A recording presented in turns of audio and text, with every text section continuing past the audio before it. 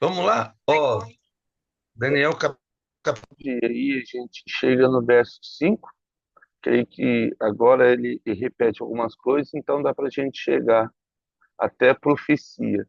No verso 5 ele temos pecado, e aí aquele que nós estamos falando, né? E Daniel coloca agora a oração e ele fala: temos pecado e cometido iniquidade, procedemos perversamente, temos, né, e fomos rebeldes, apartando-nos dos teus mandamentos, dos teus juízos. Então, o pecado, a palavra pecar é errar o alvo. Deus tem um alvo e às vezes nós erramos esse alvo. A palavra pecado é esse, né? É você errar o alvo que Deus tem para a sua vida. No Salmo 106, no Salmo 106, o salmista ele vai falar a respeito disso. Então, Daniel ele olha e aí ele começa a confessar o pecado não só dele, mas de toda a nação. E o verso 6 do Salmo 106, ele diz, ó, pecamos com nossos pais, como nossos pais, e cometemos iniquidade e procedemos mal. O salmista, ele vê o pecado do pai e vê que eles estavam replicando esse mesmo pecado. Ainda em Lamentações, Jeremias, em Lamentações, ele vai também, como nós falamos, né? Lamentações é muito legal porque ele coloca essa questão, né, diante de todo mundo. O verso 18 do capítulo 1 de Lamentações, verso 18, ele diz assim, ó, justo é o Senhor, pois me rebelei contra a sua palavra. Ouvi todos os povos e vede a minha dor. As minhas virgens e os meus jovens foram levados para o cativeiro. E aí ele continua. Chamei os meus amigos, mas eles me enganaram. Os meus sacerdotes e os meus anciãos expiraram a cidade. Expiraram a cidade. Quando a procura de mantimento para restaurar as suas forças. Olha, olha, Senhor, porque estou angustiado, turbado está a minha alma, o meu coração transtornado dentro de mim, porque gravemente me rebelei. Fora a espada, mata os filhos, em casa anda a morte. É, e aí, Jeremias falando essa questão do cativeiro, né? Não tem para onde escapar. Ele fala uma coisa bem legal aqui, porque ele fala que os amigos enredaram, né? E, e isso é um alerta, né? O Salmo primeiro, Davi, o Salmo primeiro é uma coisa muito tremenda, porque Davi, a gente já falou sobre isso, mas ele coloca exatamente isso. Quando o salmista ele fala assim, no capítulo 1, né, de Salmo, bem-aventurado o homem que não anda no conselho dos ímpios. Essa questão da amizade, assim, andar com alguém que não tem padrão de moralidade, não tem padrão de respeito, né? Não se detém no caminho dos pecadores, aquele que para andar junto, nem se assenta na roda dos escarnecedores. Então, bem-aventurado, né? Bendito ou feliz aquele, né, que não faz isso, o Baruque, né? O bendito Baruque Yahvé, Baruque do Senhor, bendito aquele do Senhor, Baruque Bir, né? Bendito Filho do Senhor. Mas aí a gente vê essa questão, né? Voltando ainda em João, né? João, Evangelho de, aliás, isso, João 1, o verso 29, e aí uma coisa muito importante, o verso 29, aquilo que a gente estava falando nesses dias, né? No dia seguinte, João Batista, né, falando. viu João a Jesus que vinha para ele. E aí João vai e diz: Eis o Cordeiro de Deus que tira o pecado do mundo. Não cobre, mas tira. Ele que nós falamos lá em Gênesis capítulo 3, quando Deus cobre, Adão e Eva com uma roupa de pele, ele estava cobrindo o pecado, matando o animal para cobrir o pecado. Então ele cobria que eles estavam com vergonha, porque viram que estavam nus. Mas antes eles estavam nus e não percebiam que tinham pecado. O pecado tem a ver com essa questão da desobediência. E aí ele se sente culpado, se sente arrependido, e o cordeiro ele vinha para cobrir esse pecado. Agora não, agora ele vem, Jesus vem e tira aquilo que nós falamos, tira o pecado do mundo. Já não tem, né, o pecado força sobre nossas vidas. E aí Daniel vai falar assim, ó, ainda voltando no verso 5, né, que ele fala, temos cometido pecado e cometido iniquidade. O que é iniquidade? Repetir o pecado, né? Repetir, repetir, aí ele deixa de ser um pecado e passa a ser, continua sendo, né? Mas passa a ser uma iniquidade. Jó, capítulo 4 de Jó, né? E aí, capítulo 4 de Jó, o verso 8, o, os amigos ali, ele vai falar sobre isso. Capítulo 4 de Jó, o verso 8. Segundo eu tenho visto, os que lavram a iniquidade e semeiam o mal, isso mesmo eles cegam, né? Aquilo que eles plantam, eles vão colher. Existe algo que às vezes as pessoas falam, e não estou aqui para longe de mim, pelo amor de Deus, as pessoas têm confundido o evangelho da graça, porque eles vão. Todo pecado tem um pagamento, tem um preço, tem uma. Como diz aqui, ele faz, né? Aquilo que você planta, isso mesmo você vai cegar lá, vai colher, né? Ah, isso é fato, a gente sabe disso, né? Mas as pessoas usam muito, né, a lei da semeadura de Gálatas, né? E, e a gente sabe, né, que a pessoa fala lá, tudo que plantar, isso você também vai semear, vai colher. É, mas uma coisa que a gente vê, né, é que às vezes a gente usa a palavra do Senhor de uma maneira sem a misericórdia de Deus, como se fosse nós mesmos o juiz, né? Quando chega em Gálatas capítulo 6, só vou ler aqui com vocês, verso 1, Gálatas capítulo 6, quando o apóstolo Paulo escreve à igreja, né, a, não está aqui aliviando ninguém, não, não é isso. E também não faz diferença para nós, porque o único que pode salvar alguém é Jesus, não é eu nem você.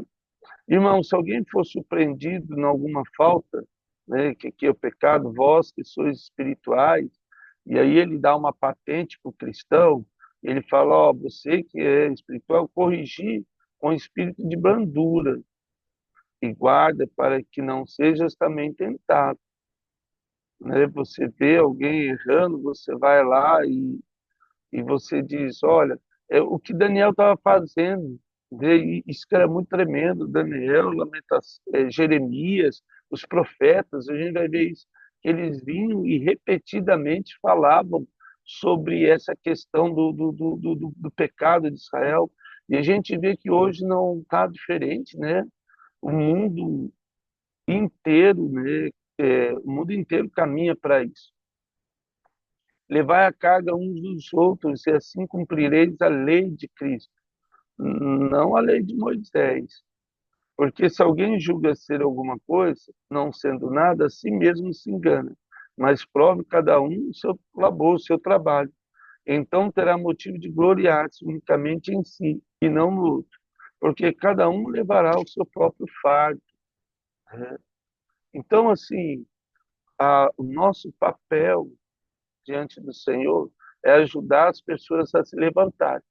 Não falar para elas que está errando, porque isso aí elas já viviam.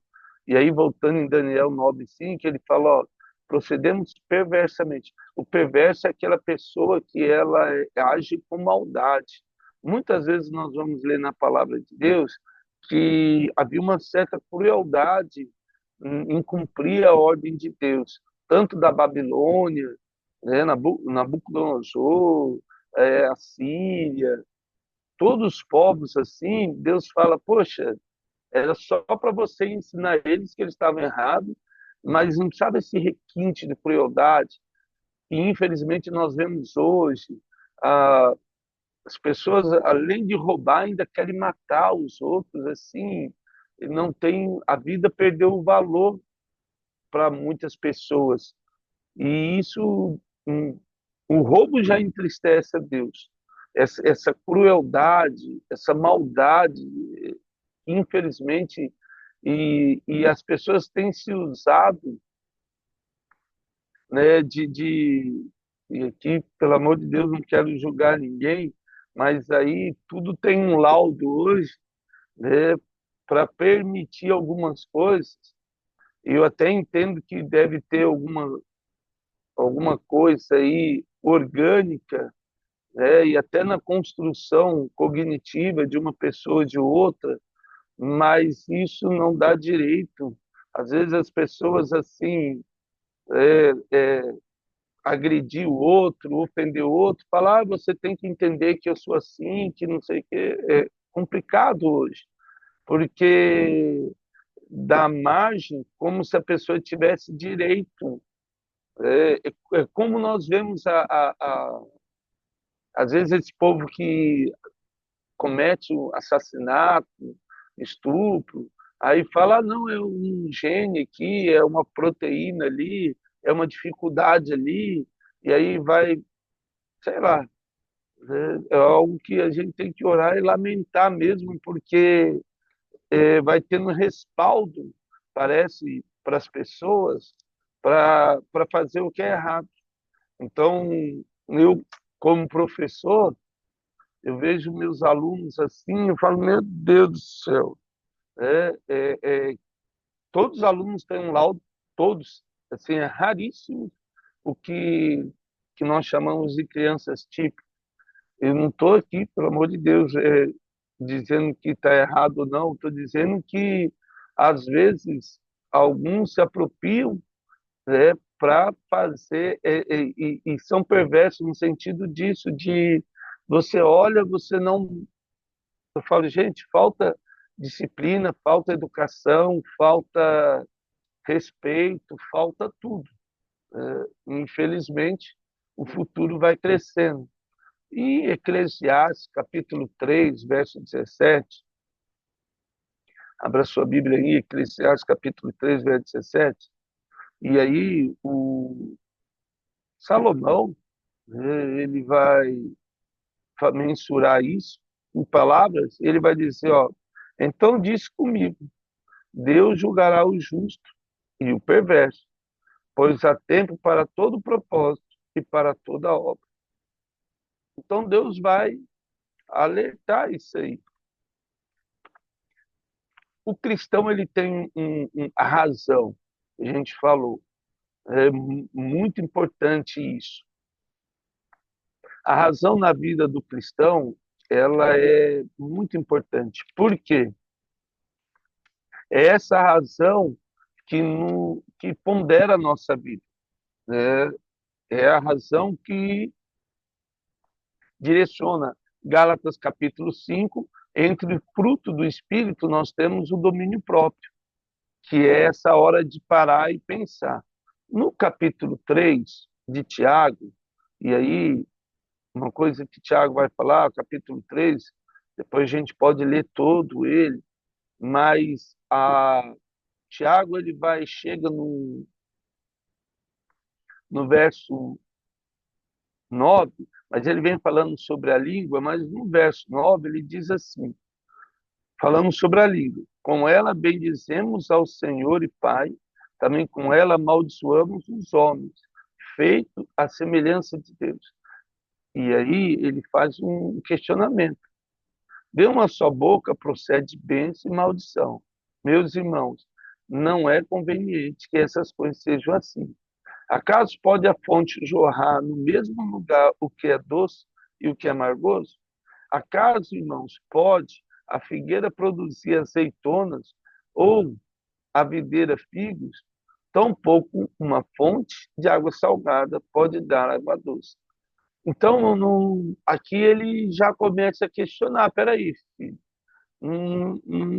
essa questão da bipolaridade aqui, o Espírito Santo pode mudar isso na sua vida, na nossa vida. Eu não posso agir, eu tenho uma dificuldade, eu sou bipolar, ou porque eu sou assim mesmo, eu fui criado assim. Deus muda tudo, porque às vezes a pessoa acha que eu tenho personalidade forte, eu sou assim mesmo, eu falo tudo mesmo, eu sou verdadeiro e assim, é perigoso isso, porque as pessoas realmente acreditam que a falta de educação, a falta de respeito tem um respaldo científico ou psicológico, que na verdade não existe respaldo, porque a palavra do Senhor diz que o cristão seja agir com espírito, nós acabamos de ler, com espírito de brandura, né, com sensatez, com diligência, com sabedoria. Todas as vezes que você ou eu lemos a palavra de Deus, ela sempre converge para esse lado de ponderação, de inteligência, de assim, de ser uma pessoa realmente que caminha sem errar o alvo, vamos dizer assim. E aí, voltando lá para Daniel, ele vai falar sobre isso, né? Apartamos do mandamento, mitzvah, né? Que nós vimos ontem, dos mandamentos e dos juízos de Deus. E aí ele chega no verso 6 e ele diz assim, ó, e não demos ouvido aos teus servos. E aí é uma coisa importante, os profetas, que em teu nome falaram os nossos reis, nossos príncipes, nossos pais, como também todo o povo da terra. Então, a lei é assim, eu tenho a escritura e você também tem. E além disso, Daniel falou, nós tínhamos pessoas que falavam de Deus perto de nós, como acabamos de ler em Gálatas, vai, fala com esse, né? Ezequiel vai falar, Jeremias 44, pega a sua Bíblia aí, Jeremias 44, e é bem legal porque Jeremias vai trazer isso, o verso 4 de Jeremias. E lembro que nós lemos em Jonas também. Jonas acordou de madrugada falando do amor de Jesus para o povo, e o povo se. Gente, é isso que nós estamos vivendo. Ah, tem muitas histórias de nações que confessaram o pecado, pediram perdão a Deus. Ainda nós não tivemos um presidente que levantasse a bandeira de Jesus, nenhum. Digo a bandeira de Jesus, não de igreja, que dissesse assim, olha, o Brasil precisa pedir perdão, porque a corrupção é generalizada no Brasil. Nós temos aquilo que já falamos, esse histórico de colonização, que o Brasil foi saqueado, roubado, o Brasil foi violentado, Brasil, que eu digo, determinação. E, além disso, os povos nativos aqui foram extremamente explorados. Não estou aqui no mérito, às vezes as pessoas falam assim, até como historiador eu vejo isso, que um povo realmente subjugado, enganado. Ah, quando você ensina história, eu estava até falando não só do Brasil, mas da América, a ilha de Manhattan, nos Estados Unidos, foi vendida por $1. Então, os índios nativos que moravam na ilha de Manhattan, os ingleses que lá chegaram, Eles foram lá e falaram para o índio, ó, eu vou te comprar por $1. E aí fizeram um contrato, o índio meteu o dedão lá, mas para o índio, o que que era o dólar? Ele não tinha valor disso, mas tinha um contrato. E o contrato, olha como é que o diabo é legalista ao extremo.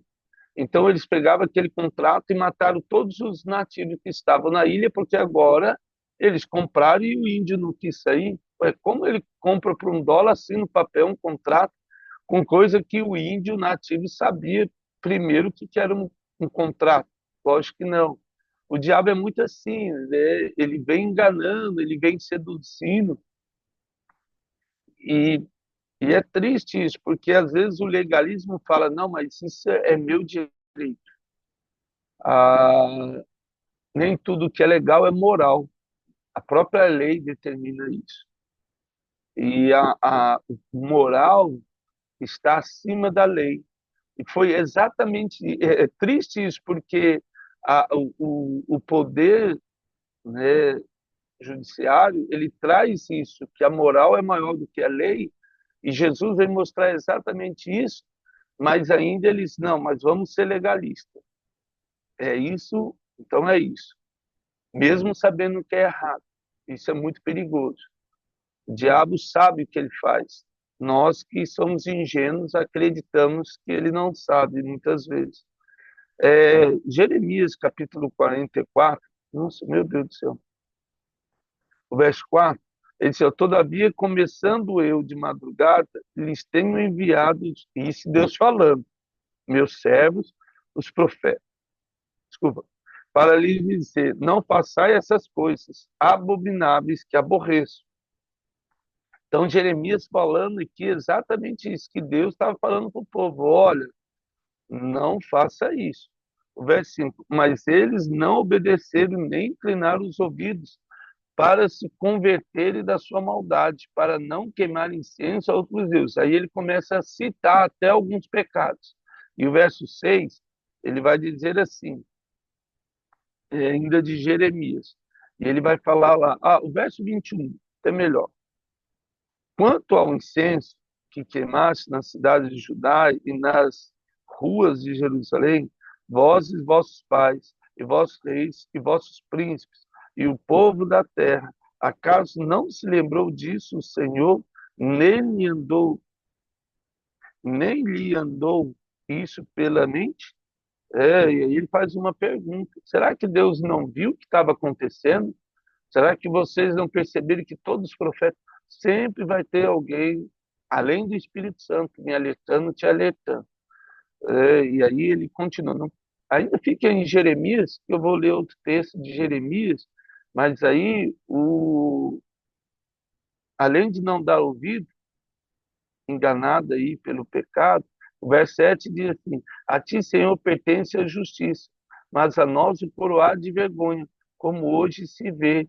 E nós, homens de Judá, estou lendo Daniel, mas depois eu volto lá a Jeremias, pode ficar aí. Os moradores de Jerusalém. Todo Israel, quer os de perto, quer os de longe, em todas as terras por onde tens lançado por causa das tuas transgressões que cometeram contra ti.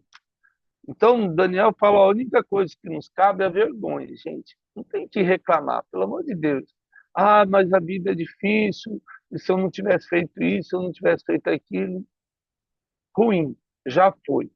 Então, agora a vida que segue, o que Daniel está falando? Vamos deixar isso para trás. O que errou, errou, o que acertou, acertou, e vamos daqui para frente acertar no Senhor. É, recebe aí o juízo.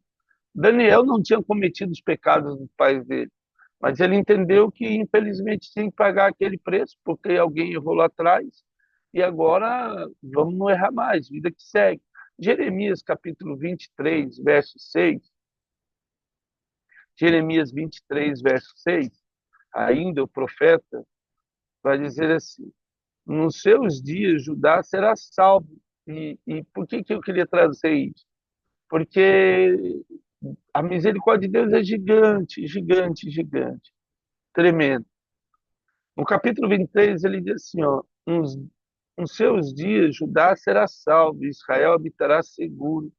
Será este o seu nome, com que será chamado Senhor, justiça nossa. Olha que coisa linda. Independente daquilo que Israel fez, o amor de Deus não muda. O amor de Deus não muda para mim ou por você. Ele continua o mesmo amor daquilo que ele sonhou para nós.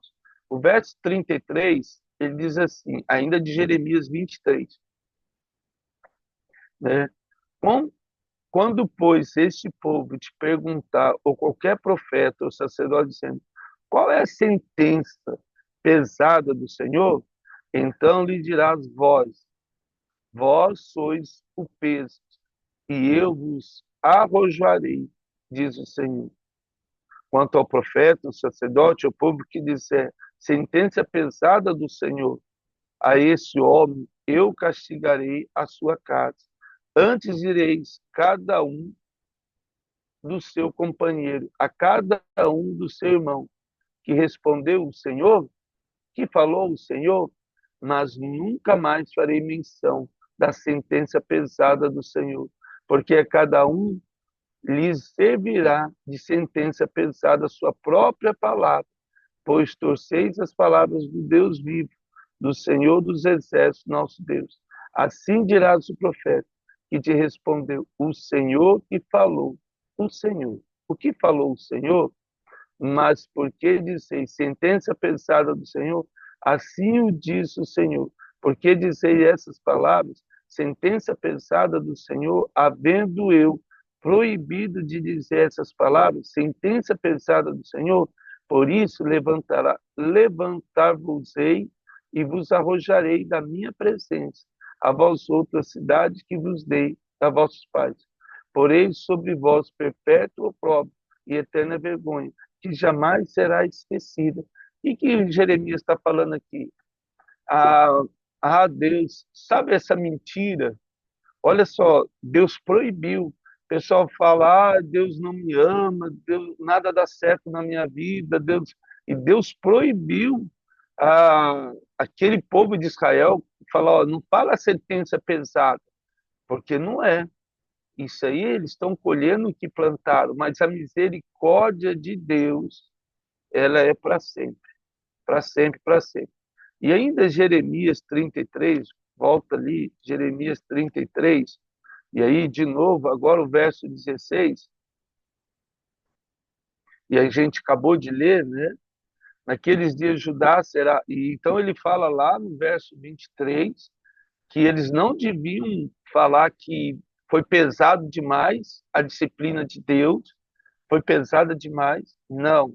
Você tem que ver que aquilo era algo que precisava ser ensinado.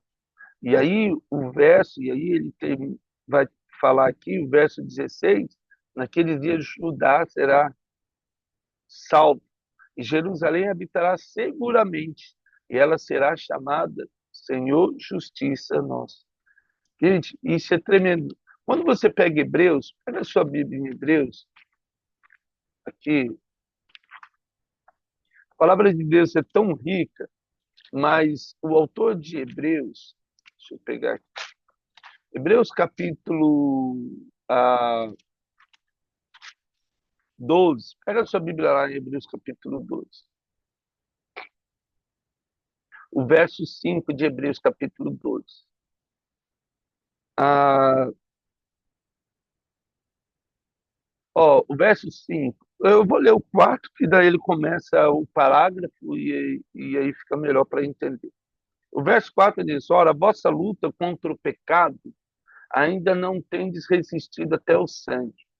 Então, assim, não sofreu até morrer como foi Jesus. Ele está fazendo uma menção que ele lutou pelo nosso pecado até morte de cruz. Aí o verso 5 ele diz, estáis esquecidos da exortação, como filhos discorre convosco, filho meu, não menosprezeis a correção que vem do Senhor, nem desanimeis quando por ele for reprovado.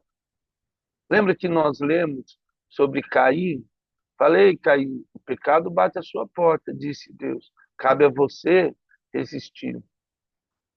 Porque o Senhor corrige quem ama e açoita todo filho que recebe. É para a disciplina que perseverais. Deus os trata como filhos, pois que filho há quem o pai não corrige? E ele faz uma pergunta. Então, assim, a correção de Deus na nossa vida é algo importante, porque Deus quer que nós vençamos o mundo. Deus quer que prosperamos. Deus quer que a graça de Deus esteja sobre a nossa vida. E isso é muito importante, porque ele vai trazer exatamente isso, né? A justiça pertence ao Senhor. E aí o verso 9 de Daniel, ele vai continuar sobre isso, mas isso a gente fala, né, na próxima aula.